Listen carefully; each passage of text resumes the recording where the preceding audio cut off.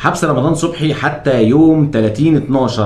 حكمت المحكمة بتأجيل قضية رمضان صبحي ليوم 30/12 القضية الخاصة بالتزوير، وبالتالي حبس المتهمين بما فيهم رمضان صبحي لحد جلسة 30/12 للنطق بالحكم. وبالتالي لو ان شاء الله ربنا اكرمه وطلع براءة، فبتتكلم في انه اتحبس تقريبا مدة حوالي شهر ونص بالاسبوع اللي فات كمان. فلعيب اتحبس شهر ونص، دي كارثة على لعيب كنا بنتكلم على انه يكون على قمة الهرم الكروي في مصر. لعيب بيتحبس. رمضان صبحي كموهبة اللي هو عنده 16 سنة، كان اساسي منتخب مصر، كان اساسي في النادي الاهلي، احترف، عمل حاجات كتير جدا في الكورة، كان متنبأ ليه بموهبة وبتاريخ كبير جدا مشرف ليه كلاعب.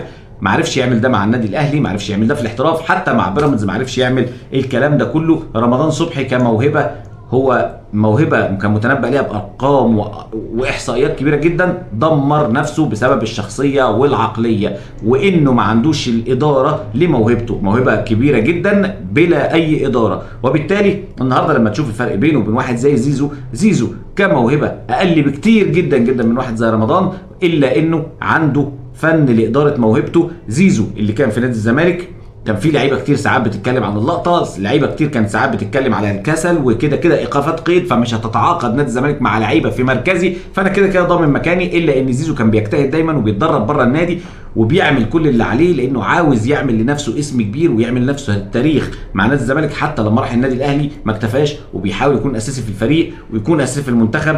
فانت بتتكلم عن لعيب كموهبه مش افضل حاجه بالنسبه لرمضان وبالمقارنه برمضان، الا انه بيموت نفسه علشان يكون حاجه، وواصل لافضل درجات التطوير والافضل درجات الفنيه كلاعب كوره، وبيحقق ارقام كويسه. على العكس رمضان صبحي اللي جاي من فوق او من قمه الهرم الرياضي او الكروي في مصر الى هاويه الحبس. انت بتتكلم عن لعيب دمر حياته ودمر مستقبله وبيدمر اسرته. غالبا قضيه زي دي الحكم فيها بيكون السجن من 3 ل7 سنوات، معرفش يكون فيها ايقاف قيد ولا لا، بس بتتكلم عن 3 سنين في عمر لعيب كوره. اللعيب الكوره فيه كام 3 سنين في حياته؟